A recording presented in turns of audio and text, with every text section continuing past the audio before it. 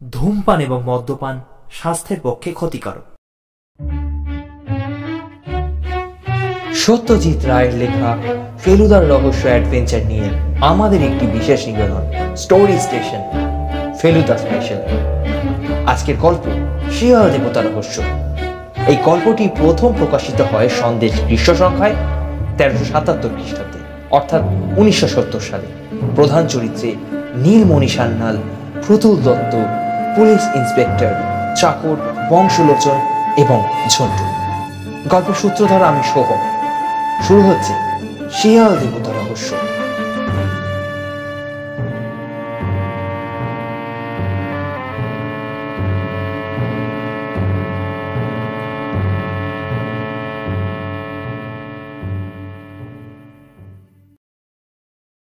চাকরের নাম বংশলোচন। দেখলাম ঘুষিটা খাওয়ার ফলে তার এখনো যন্ত্রণা আর ভয় কোনোটাই যায়নি। ফেলুদা বলল, কোথায় ব্যথা? চাকরটা চি চি করে উত্তর দিল, তলপেটে। তলপেটে? ঘুষি তলপেটে মেরেছিল? সে কি ঘুষির জোর! বাপরে বাপ! মনে হলো মনে হলো পেটে একখানা পাথর এসে লাগলো, আর তারপরেই সব অন্ধকার। আওয়াজটা শুনলে কখন? তখন তুমি কি করছিলে? টাইম তো দেখিনি বাবু, আমি তখন মায়ের ঘরে বিছানা করছি। দুটো ছেলে কীর্তন গান করছিল, তাই শুনছিলাম। মা ঠাকুরন ছিলেন পুজোর ঘরে, বলেন ছেলেটাকে পয়সা দিয়ে আয়। আমি যাবো যাবো করছি, এমন সময় বাবুর ঘর থেকে ঘটি বাটি পড়ার মতো একটা শব্দ পেলাম। ভাবলাম কেউ তো নেই, তো জিনিস পড়ে কেন, তাই দেখতে গেছি। আর ঘরে ঢুকতেই বংশলোচন আর কিছুই বলতে পারল না। সব শুনে টুনে বুঝলাম আমাদের চলে যাওয়ার ঘন্টাখানিকের মধ্যেই চোর এসেছিল। আমি ভাবলাম ফেলুদা বোধহয় আরো কিছু জিজ্ঞেস করবে, কিন্তু শেষ পর্যন্ত আরো কোনোই কথাই বলল না। মোটা পুলিশকে ধন্যবাদ দিয়ে আমরা বাড়ি থেকে বেরিয়ে এলাম। বাইরে রাস্তায় এসে দেখি ফেলুদার চোখে মুখের চেহারা একদম বদলে গেছে। এ চেহারা আমি জানি, ফেলুদা কি যেন একটা রাস্তা দেখতে পেয়েছে, আর সে রাস্তা দিয়ে গেলেই রহস্যের সমাধানে পৌঁছানো যাবে। পাশ দিয়ে খালি ট্যাক্সি বেরিয়ে গেল, কিন্তু ফেলুদা থামালো না। আমরা দুজনেই হাঁটতে লাগলাম। ফেলুদার দেখা দেখি আমিও ভাবতে চেষ্টা করলাম, কিন্তু খুব বেশি দূর এগোতে পারলাম না। প্রতুল বাবু যে চোর নন সেটা তো পরিষ্কার বোঝা যাচ্ছে। যদিও প্রতুল বাবুকে বেশ জোয়ান লোক বলেই মনে হয়, আর ওর গলার আওয়াজটাও বেশ ভারী, কিন্তু তাও এটা কিছুতে সম্ভব বলে মনে হচ্ছিল না যে প্রতুল বাবু একটা বাড়ির পাইপ বেয়ে দোতলায় উঠতে পারে। তার জন্য আরো কম বয়সের লোকের দরকার। তাহলে চোর কি? আর ফেলুদাও কোন জিনিসটার কথা এত মন দিয়ে ভাবছে? কিছুক্ষণ হাঁটার পর দেখি আমরা নীলমণিবাবুর বাড়ির পাঁচিলে এসে পড়েছি। ফেলুদা পাঁচিলটাকে বাঁয়ে রেখে ধীরে ধীরে হাঁটতে আরম্ভ করলো। কিছুটা গিয়ে পাঁচিলটা বাঁ দিকে ঘুরেছে, ফেলুদাও ঘুরলো, আর তার সঙ্গে সঙ্গে আমিও। এদিকে রাস্তা নেই, ঘাসের ওপর দিয়ে হাঁটতে হয়। মোড় ঘুরে 18 কি 19 পা হাঁটার পর ফেলুদা হঠাৎ থেমে গিয়ে পাঁচিলের কাছে একটা বিশেষ অংশের দিকে খুব মন দিয়ে দেখলো। তারপর সেই জায়গাটার খুব কাছ থেকে একটা ছবি তুললো। আমি দেখলাম সেখানে একটা ব্রাউন রঙের হাতের ছাপ রয়েছে। পুরো হাত নয়, দুটো আঙুল আর তেলোর খানিকটা অংশ, কিন্তু তা থেকে বোঝা যায় যে সেটা বাচ্চা ছেলের হাত।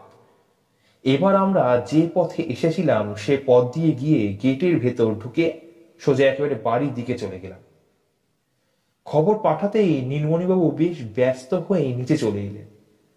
আমরা তিনজনে বৈঠকখানায় বসার পর নীলমণিবাবু বললেন, আপনি শুনলে কি বলবেন জানি না, তবে আমার মনটা আজ কালকের চেয়ে একটু বেশি হালকা। আমার মতো দুর্দশা যে আরেকজনের হয়েছে সেটা ভেবে খানিকটা কষ্ট লাঘব হচ্ছে, কিন্তু তাও একটা প্রশ্নের উত্তর না পাওয়া অবধি কষ্ট যাবে না। কোথায় গেল আমার আনুবিস? বলুন, আপনি তো এত বড় ডিটেকটিভ, দুটো ডাকাতি দুদিনে উপরি উপরি হয়ে গেল, আর আপনি এখনো যেই তিমিরে সেই তিমিরেই। ফেলুদা একটা প্রশ্ন করে ফেলল। আপনার ভাগ্নেটি কেমন আছে? কে? ঝন্টু? ও আজ অনেকটা ভালো, ওষুধে কাজ দিয়েছে, আর জ্বরটা অনেকটা কমে গেছে। আচ্ছা, বাইরের কোনো ছেলে টেলে কি পাঁচিল টপকে এখানে আসে ঝন্টুর সঙ্গে খেলতে টেলতে? পাঁচিল টপকে? কেন বলুন তো? আপনার পাঁচিলের বাইরের দিকটায় একটা বাচ্চা ছেলের হাতের ছাপ দেখেছিলাম। ছাপ মানে? কিরকম ছাপ? ব্রাউন রঙের ছাপ। টাটকা? বলা মুশকিল, তবে খুব পুরনো নয়। কই, আমি তো কোনোদিন কোনো বাচ্চাকে আসতে দেখিনি। বাচ্চা বলতে এক আসে, তাও সেটা পাঁচিল টপকে নয়, একটা ছোকরা ভিখিরি, দিব্যি শ্যামা সঙ্গীত গায়। তবে হ্যাঁ, আমার বাগানের পশ্চিম দিকে একটা জামরুল গাছ আছে, মাঝে মধ্যে বাইরের ছেলে পাঁচিল টপকে এসে সে গাছের ফল পেড়ে খায় না এমন গ্যারেন্টি আমি দিতে পারি না। এরপর নীলমণিবাবু জিজ্ঞেস করলেন, আচ্ছা, চোরের বিষয় আর কিছু জানতে পারলেন কি? ফেলুদা সোফা ছেড়ে উঠে পড়ল। লোকটার হাতের জোর সাংঘাতিক। এক ঘুষিতে প্রতুলবাবুর চাকরকে অজ্ঞান করে দিয়েছিল। তাহলে এই চুরি ও চুরি এক চুরি করেছে, তাতে সন্দেহ নেই। হতে পারে, তবে গায়ের জোরটা এখানে বড় কথা বলে আমার মনে হয় না। একটা বীভৎস বুদ্ধিরও ইঙ্গিত যেন পাওয়া যাচ্ছে। নীলমণিবাবু যেন একটু মুষড়ে পড়লেন। আশা করি সে বুদ্ধিকে জব্দ করার মতো বুদ্ধি আপনার আছে, না হলে তো আমার মূর্তি ফিরে পাওয়ার আশা আমাকে ছাড়তে হয়। ফেলুদা বলল, আরো 2 দিন অপেক্ষা করুন। এখনো পর্যন্ত কখনো ফেলুমির তীরে ডিফিট হয়নি। নীলমণিবাবুর গাড়ি বারান্দার থেকে গেট অবধি নুড়ি পাথর দেওয়া রাস্তা। সেটার মাঝখানে যখন পৌঁছেছি তখন একটা কটকট শব্দ পেয়ে পিছনে ফিরে দেখি নীলমণিবাবুর দোতলার একটা ঘরের জানলার পেছনে দাঁড়িয়ে থাকা একটা ছেলে। ঝন্টুই বোধহয়। আমি বললাম, ঝন্টু।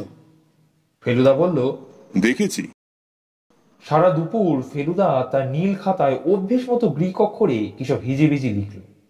আমি জানি ভাষাটা আসলে ইংরেজি, কিন্তু অক্ষরগুলো গ্রিক, যাতে আর কেউ তা পড়ে তার মানে বুঝতে না পারে। আমার সঙ্গে ওর কথা বলা একেবারেই বন্ধ, তবে সেটা এক হিসেবে ভালো। এখন ওর ভাববার সময়, কথা বলার সময় নয়। মাঝে মাঝে শুনছিলাম ও গুনগুন করে গান গাইছে। হ্যাঁ, এটা সেই ভিখিরি ছেলেটার গাওয়া রামপ্রসাদী গানটা। বিকেল 5টা নাগাদ চা খেয়ে ফেলুদা বলল, আমি একটু বেরোচ্ছি। পপুলার ফটো থেকে আমার ছবির এনলার্জমেন্ট গুলো নিয়ে আসতে হবে। অগত্যা আমি বাড়িতে একাই রয়ে গেলাম। দিন ছোট হয়ে আসছে, তাই 5:30 বাজতে না বাজতেই সূর্য ডুবে অন্ধকার হয়ে এলো।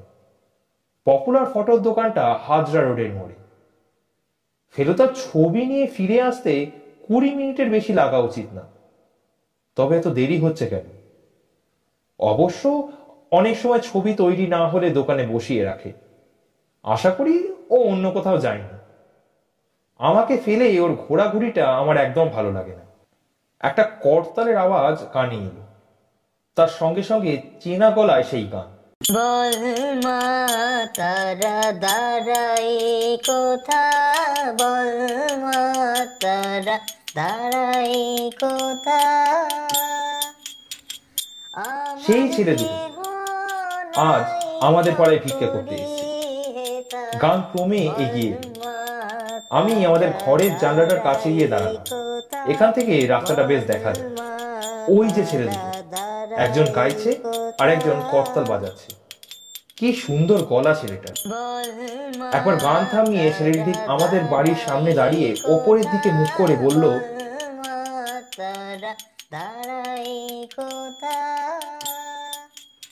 মা, দুটি ভিক্ষে দেবে মা? আমার কি মনে হলো, আমি ব্যাগ থেকে একটা 50 নয়া বার করে জানলা দিয়ে ছেলেটার দিকে ফেলে দিলাম। টিং শব্দ করে পয়সাটা মাটিতে পড়ল। দেখলাম ছেলেটা সেটা কুড়িয়ে নিয়ে ঝোলার মধ্যে পুরে আবার গান গাইতে গাইতে হাঁটতে শুরু করলো। বল মা তারা দাঁড়াই কোথা, বল মা তারা দাঁড়াই কোথা। একটা ব্যাপার আমার মাথাটা কেমন জানি গোলমাল করে দিল। যদিও আমাদের রাস্তাটা বেশ অন্ধকার, তবুও ভিখিরি ছেলেটা যখন অপর দিকে মুখ তুলে ভিক্ষে চাইল, তখন যেন মনে হলো তার মুখের সঙ্গে ঝুন্টুর একটা আশ্চর্য মিল আছে। হয়তো এটা আমার দেখার ভুল, কিন্তু তাতে মনের মধ্যে কেমন একটা খটকা লাগতে শুরু করলো। আমি ঠিক করলাম ফেলুদা এলেই কথাটা ওকে বলবো। প্রায় 6:30টার সময় মেজাজ বেশ গরম করে ফেলুদা এনলার্জমেন্ট নিয়ে বাড়ি ফিরল। যা ভেবেছি তাই, ওকে দোকানে অপেক্ষা করতে বলা হয়েছিল। বলল, এবার থেকে নিজেই একটা ডার্ক রুম তৈরি করে ছবি ডেভেলপিং প্রিন্টিং করব। বাঙালি দোকানের কথার কোনো ঠিক নেই। ফেলুদা যখন ওর বিছানার ওপর ছবিগুলো বিছিয়ে বসেছে, তখন আমি ওকে গিয়ে ভিখিরি ছেলেটার কথা বললাম। কিন্তু ও একটু অবাক না হয়েই বলল, সেটা আর আশ্চর্য কি? বাহ, আশ্চর্য না? হুম, কিন্তু তাহলে তো ভীষণ গন্ডগোল বলতে হবে। গন্ডগোল তো বটেই, সেটা তো আমি প্রথম থেকেই বুঝেছি। তুমি বলতে চাও যে ছেলেটা চুরির ব্যাপারে জড়িত? হতেও পারে। কিন্তু একটা বাচ্চা ছেলের ঘুষির জোর এতটাই যে একটা ধেড়ে লোককে অজ্ঞান করে দেবে? বাচ্চা ছেলে ঘুষি মেরেছে তা তো বলিনি। তাও ভালো। যদিও ভালো বললাম, কিন্তু আসলে মোটেও ভালো লাগছিল না। ফেলুদাও যে কেন পরিষ্কার করে কিছু বলল না তা জানি না। খাটের উপর বিছানো 12টা ছবির মধ্যে দেখলাম একটা ছবি ফেলুদা বিশেষ মনোযোগ দিয়ে দেখছে। কাছে গিয়ে দেখি সেটা আজই সকালে তোলা নীলমণিবাবুর পাঁচিলে বাচ্চা ছেলের হাতের দাগটা। এনলার্জমেন্টের ফলে হাতের তেলোটা স্পষ্ট বোঝা যাচ্ছে। বললাম, তুমি তো বলো হাত দেখতে জানো, আচ্ছা বলো তো ছেলেটার আয়ু কত? ফেলুদা কোনো উত্তর দিল না। সে তন্ময় হয়ে ছবিটার দিকে চেয়ে আছে। লক্ষ্য করলাম যে তার মধ্যে একটা দারুণ কনসেন্ট্রেশনের ভাব। কিছু বুঝতে পারছিস? হঠাৎ ওর প্রশ্নটা আমাকে একেবারেই চমকে দিল। কি বুঝবো? সকালে কি বুঝেছিলি আর এখন কি বুঝলি বলতো? সকালে মানে যখন ছবিটা তুললে? হ্যাঁ। কি আর বুঝবো, বাচ্চা ছেলের হাত, এছাড়া আর কিছু বোঝার আছে কি? ছাপের রংটা দেখে কিছু মনে হয়নি? রং তো ব্রাউন ছিল। তার মানে কি? তার মানে ছেলেটার হাতে ব্রাউন রঙের কিছু একটা লেগেছিল। কিছু মানে কি ঠিক করে বল। পেন্ট হতে পারে। কোথাকার পেন্ট? কোথাকার পেন্ট? কোথাকার? হঠাৎ মনে পড়ে গেল, প্রতুল বাবুর ঘরের দরজার রং। এক্স্যাক্টলি, সেদিন তোরও শার্টের বাঁ দিকের আস্তিনে লেগে গিয়েছিল। এখনো গিয়ে দেখতে পারিস লেগে আছে। কিন্তু আমার মাথাটা ভোঁ ভোঁ করছিল। যার হাতের ছাপ সেই কি প্রতুলবাবুর ঘরে ঢুকেছিল? হতেও পারে। এখন বল, ছবি দেখে কি বুঝছিস? আমি অনেক ভেবেও নতুন কিছু বোঝার কথা বলতে পারলাম না।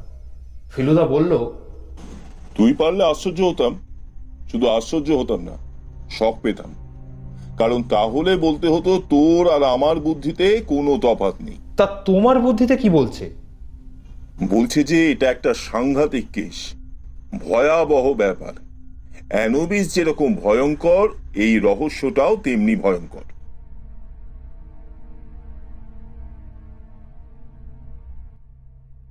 পরদিন সকালে ফেলুদা প্রথম নীলমণি সান্যালকে ফোন করলো।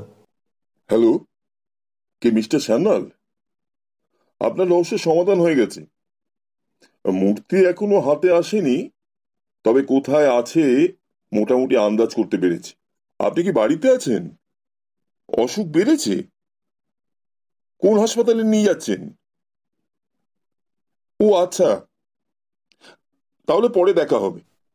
ফোনটা রেখেই ফেলুদা চট করে আরেকটা নাম্বার ডায়াল করলো।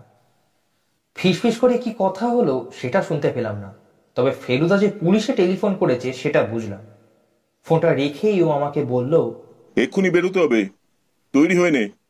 একে সকালে ট্রাফিক কম, তার উপর ফেলুদা আবার ট্যাক্সি ড্রাইভারকে বলল টপ স্পিডে যেতে। দেখতে দেখতে আমরা নীলমণিবাবুর বাড়ির রাস্তায় এসে পড়লাম। গেটের কাছাকাছি যখন পৌঁছেছি তখনই দেখি নীলমণিবাবু তার কালো অ্যাম্বাসেডারে বেরিয়ে বেশ স্পিডের মাথায় আমরা যেদিকে যাচ্ছি ঠিক তার উল্টো দিকে রওনা দিলেন। সামনে ড্রাইভার আর পেছনে নীলমণিবাবু ছাড়া কাউকে দেখতে পেলাম না। আউট জোরসে! ফেলুদা চেঁচিয়ে উঠল। ট্যাক্সি ড্রাইভারও কিরকম এক্সাইটেড হয়ে গিয়ে এক্সকালেটারে পা চেপে দিল। সামনের গাড়িটাকে দেখলাম বৃষ্টি গোঁ গোঁ শব্দ করে ডান দিকে মোড় নিচ্ছে। এইবার ফেলুদা যে জিনিসটা করলো সেটা এর আগে কখনো করেনি। কোটের ভেতরে হাত ঢুকিয়ে তার রিভলভারটা বার করে গাড়ির জানলা দিয়ে ঝুঁকে পড়ে নীলমণিবাবুর গাড়ির পেছনের টায়ারের দিকে অব্যর্থ টিক করে রিভলভারটা মারল। প্রায় একই সঙ্গে রিভলভার আর টায়ার ফাটার শব্দে কানে তালা লেগে গেল।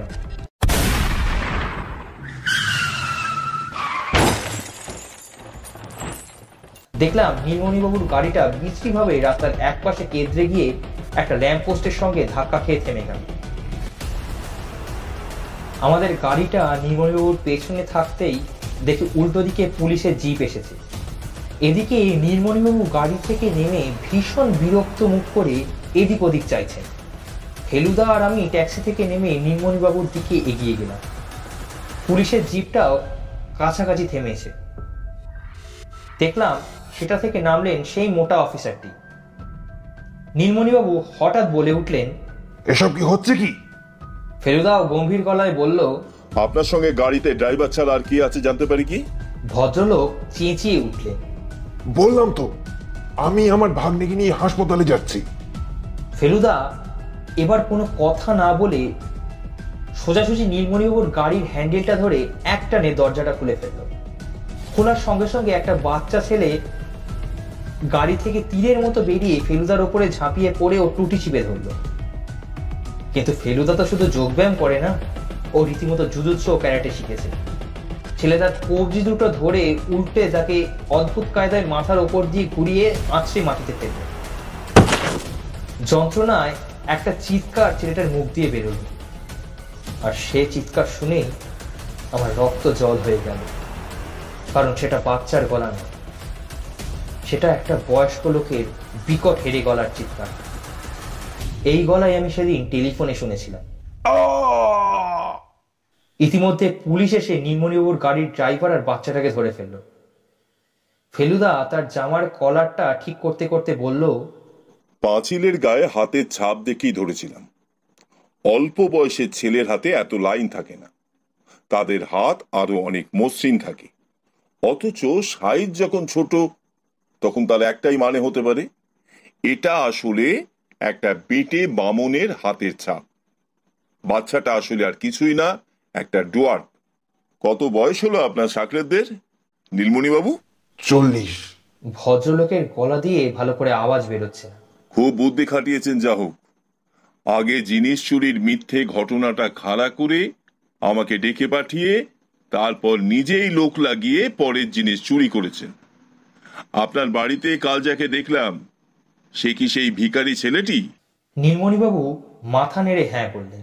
তার মানে আপনার ভাগ্নে বলে কেউ নেই, ওকে বাড়িতে এনে ধরে রেখেছেন এই চুরির ব্যাপারে হেল্প করার জন্য, তাই না? ভদ্রলোক মাথা হেঁট করে চুপ করে রইলেন। ফেলুদা বলে চলল, ছেলেটা গান গাইতো আর বামুনটা খঞ্জনি বাজাতো। কেবল চুরির টাইম এলে খঞ্জনিটা ভিখারির হাতে দিয়ে যেত এবং তখন সেই বাজাতে থাকত। বামুন বলেই তার গায়ের জোরের অভাব নেই, এক ঘুষিতে একজন জোয়ান লোককে ঘায়েল করতে পারে। ওয়ান্ডারফুল। আপনার বুদ্ধির তারিফ না করে পালা যায় না নীলমণিবাবু। নীলমণিবাবু একটা দীর্ঘ নিঃশ্বাস ফেলে বললেন, মিশরের প্রাচীন জিনিসের ওপর আমার একটা নেশা ধরে গিয়েছিল। প্রচুর পড়াশোনা করেছি এই নিয়ে। সাধে কি প্রতুল দত্তের ওপর হিংসা হয়েছিল? ফেলুদা বলল, অতি লোভে শুধু তাঁতেই নষ্ট হয় না, বামুনও হয়। কারণ আপনার ওই বেটেটিও বামুন আর আপনিও সান্যাল, একেবারে উচ্চ শ্রেণীর বামুন। যাকে এবার একটা শেষ অনুরোধ আছে। কি? আমার রিওয়ার্ডটা। রিওয়ার্ড? নীলমণিবাবু ফ্যাল ফ্যাল করে ফেলুদার দিকে চাইলেন। অ্যানোবিসের মূর্তিটা আপনার কাছে আছে বোধহয়। ভদ্রলোক কেমন যেন বোকার মতো তার ডান হাতটা নিজের পাঞ্জাবির পকেটে ঢুকিয়ে দিলেন। হাতটা বার করতেই দেখলাম তাতে রয়েছে এক বিঘত লম্বা কালো পাথরের রঙিন মূর্তি, তাতে মণিমুক্ত বসানো। হ্যাঁ, 4000 বছরের পুরনো মিশর দেশের শিয়াল দেবতা অ্যানোবিসের মূর্তি। ফেলুদা হাত বাড়িয়ে সেটা নিয়ে বলল, thank you.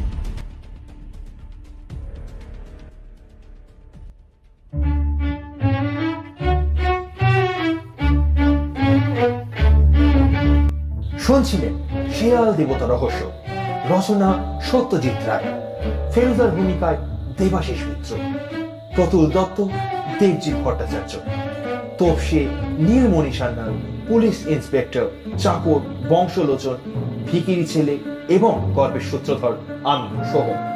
Poster design, recording and editing S music studio.